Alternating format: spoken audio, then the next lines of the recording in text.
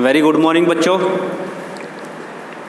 आज हम लोग जो 11वीं के छात्र हैं, जो घर बैठ के ही सब लोग स्टडी कर रहे हैं, पढ़ रहे हैं, क्योंकि सिचुएशन ही ऐसी है कि आमने सामने आप लोगों से बात नहीं हो पाती, हम लोग बात भी नहीं कर पाते कि आपको क्या समझ में आ रहा है क्या नहीं, और आपकी समस्याओं को उसी समय पूरा भी नहीं कर पा रहे हैं। और हम अपनी वीडियो को अपने अनुसार आगे बढ़ाते जा रहे हैं, क्योंकि जैसा हमारी समझ में आ रहा है कि आप लोग पढ़ रहे होंगे वैसे ही हम लोग, क्योंकि आप कुछ बच्चे ऐसे हैं जो daily day to day work कर रहे हैं और अब डिस्क्रिप्शन बॉक्स में अपने सवाल भेजते हैं, जिनको मैं करके आपको घर भेज देता हूँ।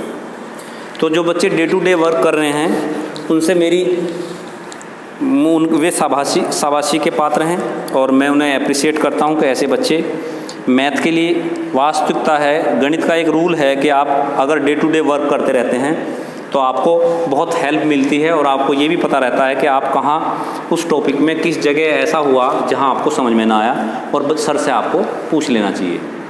तो ऐसे बहुत बच्चे एप्रिशिएशन के पात्र हैं और मैं अप्रिशिएट भी करता हूँ। और मैथ का या आप जो साइंस के स्टूडेंट हैं उन लोगों के लिए विशेष बात ये भी है कि साइंस साइड क्योंकि एक थोड़ा सा अलग ही स्ट्रीम मानी जाती है, क्योंकि इसमें पीसीएम, फिजिक्स, केमिस्ट्री, मैथ एक टेक्निकली बच्चे होते हैं, जिन्हें मैं हम एक तरीके से मेरा एंगल ये सोच के काम करता है कि वे एक तरीके से साइंटिस्ट हैं और नई खोज की जिज्ञासा रखते हैं, जिज्ञासु हैं, जानकारी जुटाना पसंद करते हैं, जो साइंस के बच्चे हैं। आर्ट के बच्चे ख़राब नहीं होते, उनका दृष्टिकोण अलग होता है, साइंस वालों का दृष्टिकोण अलग होता है, वो दूसरी तरफ अपना ध्यान रखते हैं, वो नई नई टेक्नोलॉजी, नई नई चीज़ों पर ध्यान फोकस करते हैं। तो बच्चों जो माध्यमिक यानी 12th जो बोर्ड है, जिसे आप यूपी बोर्ड, 12th जो बोर्ड है आपका, 10th और 12th दो बोर्ड होते हैं, इसमें 12th जो क्लास बहुत अहम रोल अदा करती है आपकी आगे की स्टडी के लिए। जो आप आगे स्टडी करेंगे वो आपका बेस यहाँ से बन के चलेगा कि आपको ये महसूस कराएगा कि ये मेरे मार्क्स अच्छे आए हैं और मेरी पकड़ बहुत अच्छी हुई है सब्जेक्ट में, उसी के बेस पर आगे आपका रोड मैप बनेगा या आगे की प्लानिंग होगी।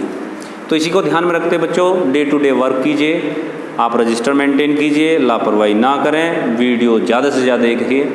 मैं आपको एक टॉपिक है जो रिलेशंस के बारे में आपको समझा रहा था, रिलेशंस एंड फंक्शन। मैंने कहा बहुत टॉपिक तो थ्योरेटिकल है लेकिन बहुत ही अहम रोल अदा करता है गणित के लिए, क्योंकि गणित के अंदर आप लोग फंक्शंस पे फोकस करते हैं, फंक्शंस को लेकर बहुत सारे काम करेंगे, डिफरेंशियल निकालेंगे, इंटीग्रेशन निकालेंगे, फैक्टर निकालेंगे, रियल और इमेजिनरी रूट्स निकालेंगे, बहुत सारी चीज़ें फंक्शंस पे डिपेंड करती है।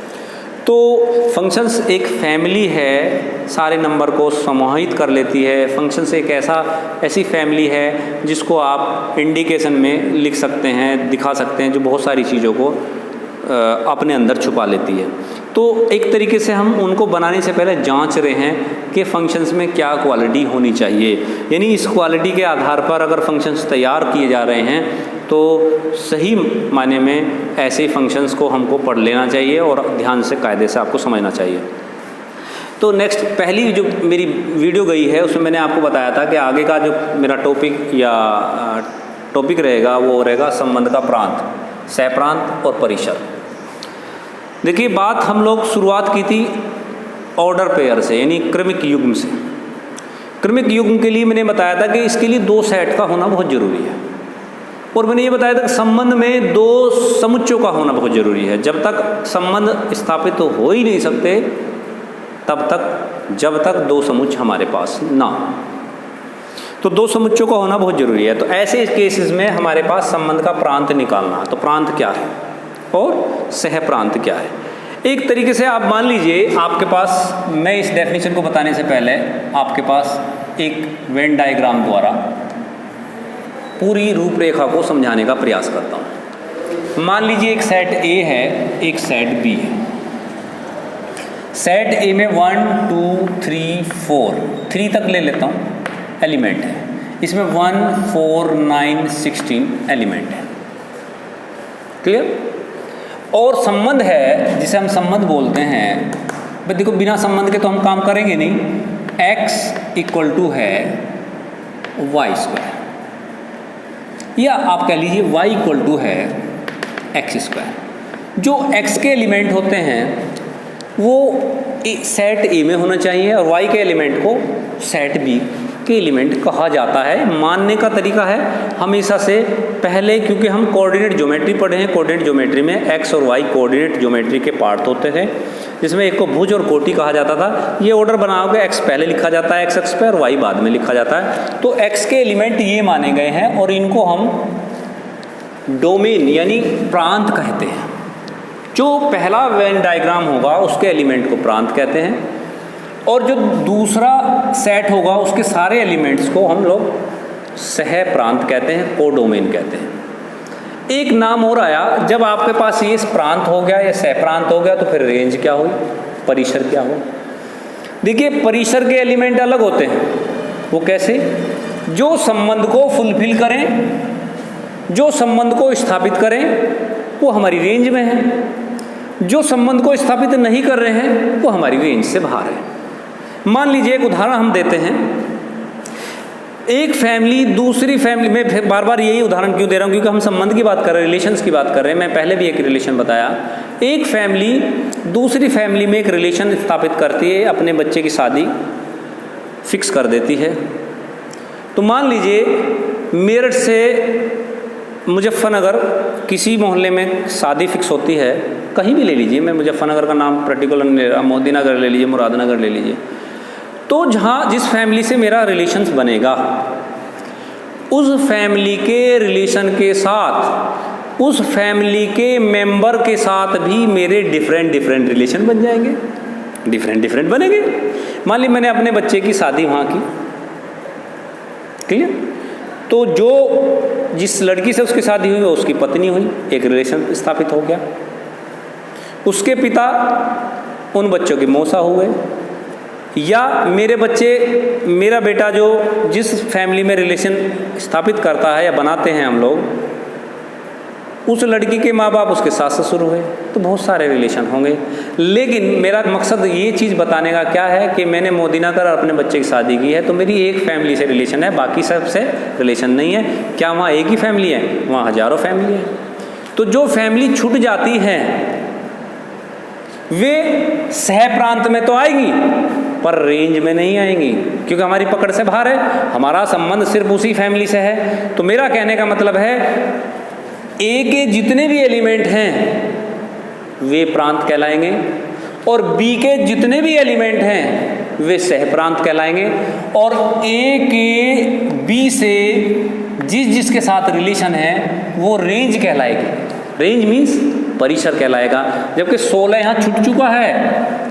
जब 16 छूटा है तो ये रेंज में नहीं है, ये परिसर में नहीं है, संबंध में नहीं है। जो संबंध में नहीं है वो सह प्रांत में तो होगा लेकिन परिसर में नहीं होगा, रेंज में नहीं होगा। जैसे मैंने अभी उदाहरण बताया, मेरे बच्चे की शादी मोदीनगर होती है तो एक ही फैमिली से होती है, बाकी तो सब लोग हैं। मोदीनगर के अंदर हजारों फैमिली है लेकिन मेरा संबंध सिर्फ एक फैमिली से है, बाकी सब सह प्रांत में तो है लेकिन रेंज में नहीं है। दैट मीन्स जो प्रांत होता है, आर का प्रांत क्रमिक युग्म के सभी प्रथम अवयवों का समुच्चय है। कहने का मतलब है अगर मेरे पास कोई रिलेशन बना है और उस रिलेशन में 1 2 4 और 3 9 ये एक रिलेशन बना है, तो पहले जो एलिमेंट होंगे 1 2 3 वे सारे प्रांत के एलिमेंट कहलाएंगे।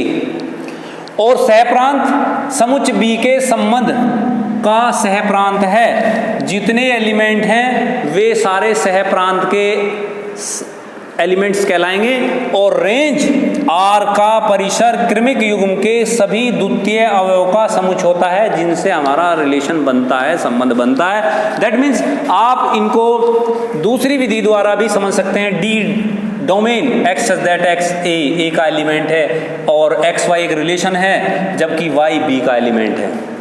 ऐसे ही आप परिसर का समझ सकते हैं। ई वाई डॉट वाई यानी वाई के बी के एलिमेंट है और एक्स वाई रिलेशन टू, जबकि ए एक्स ए का एलिमेंट है। तो इसी के आधार पर आप एक एग्जांपल लेंगे। आशा करता हूँ आपको प्रांत, सहप्रांत और परिसर के बारे में सारी चीज़ें क्लियर होंगी। अब इसी पे एक सवाल लिखते हैं।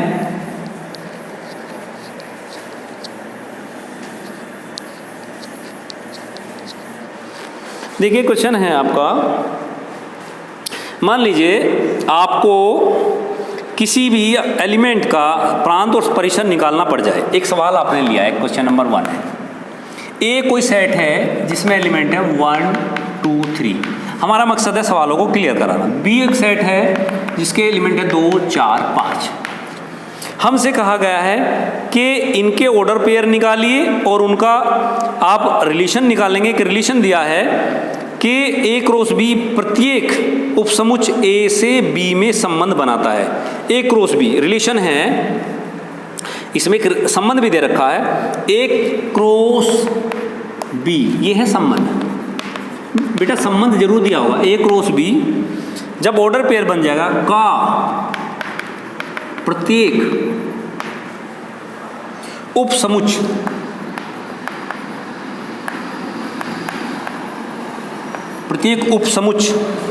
ए से बी में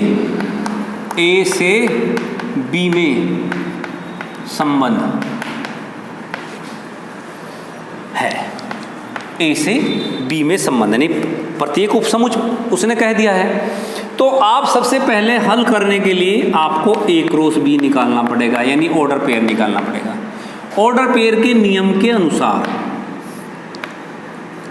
सबसे पहले आपने 1 2 1 4 1 5 2 2 2 4 2 5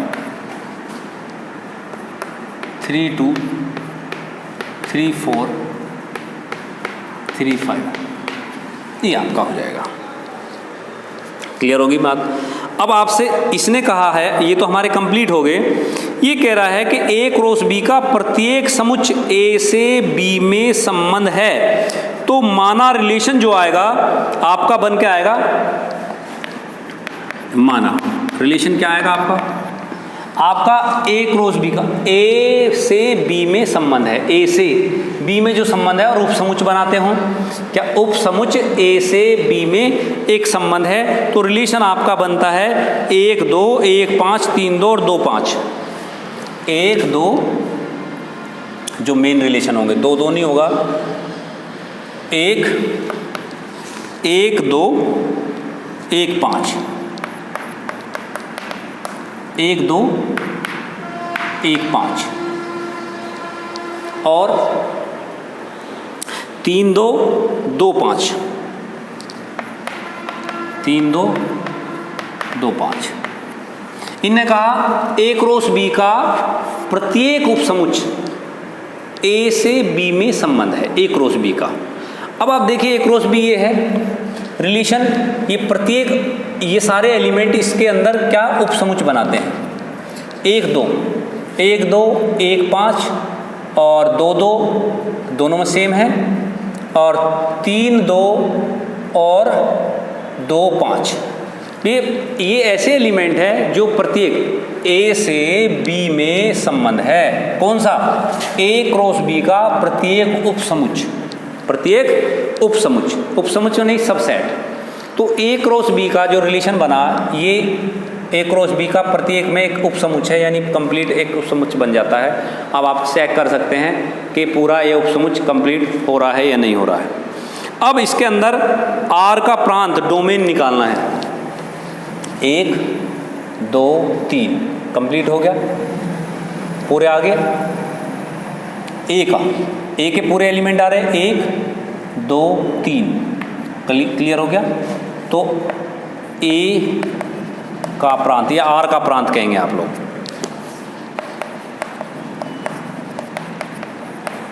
आर के प्रांत में एक कंप्लीट आना चाहिए, ए से बी में संबंध, उपसमुच बनना चाहिए 1 2 3, पूरा सेट कंप्लीट हो रहा है 1 2 3 ए का।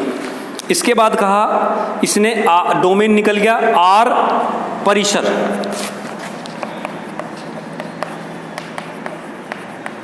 आर का जो परिसर होगा, परिसर में आपके पास 2 5 2 और 5। अब बी देखिए आप ए से बी में संबंध है, जबकि ए क्रॉस बी का प्रत्येक उपसमुच होना चाहिए, यानी कि ए क्रॉस बी में सब इस चीज़ें उपसमुच के रूप में आप स्थापित कर सकते हैं। ये एक सेट उपसमुच होगा, ये भी अकेला एक उपसमुच होगा, ये भी एक अलग, और फाइव भी एक उपसमुच होगा। तो अब आप डोमेन अगर आप देखना चाहेंगे, domain R equal to A आ रहा कि नहीं आ रहा, आप देखिए domain A equal to R के इक्वल आया कि नहीं आया, यानी संबंध के इक्वल आया, जो हमें ये बात सिद्ध करनी थी। डोमेन यानी प्रांत ए बराबर आर के इक्वल होगा, यानी डोमेन आर का जो डोमेन है वो काय के बराबर है, ए के। आर का प्रांत बराबर ए, आर का जो प्रांत होगा वो ए के बराबर है। ऐसी स्थिति में आप लिख सकते हैं आर जो है रिलेशन जो है सबसेट है ए का, आर सबसेट है ए का। ये आपको बताना था जो इसमें समुच्चय में दिया गया था, यानी कंडीशन में दिया गया था, यानी परिसर आर बी का सबसेट है, परिसर में आर सबसेट है बी का। इक्वल टू कहेंगे, इक्वल टू नहीं कहेंगे क्योंकि इक्वल टू का साइन, क्योंकि पूरे एलिमेंट आ गए 1 2 3, इसमें 2 और 5 है, तो आर सबसेट है बी का। इस तरीके से आप प्रांत और सह प्रांत को निकाल सकते हैं। इसी में एक भाग आपका आता है जिसे बोलते हैं प्रतिलोम संबंध, यानी इनवर्स रिलेशन।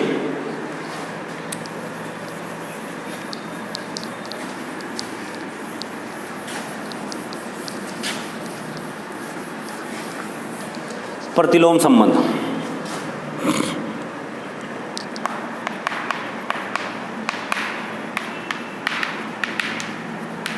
इनवर्स रिलेशन भी बोलते हैं इसको।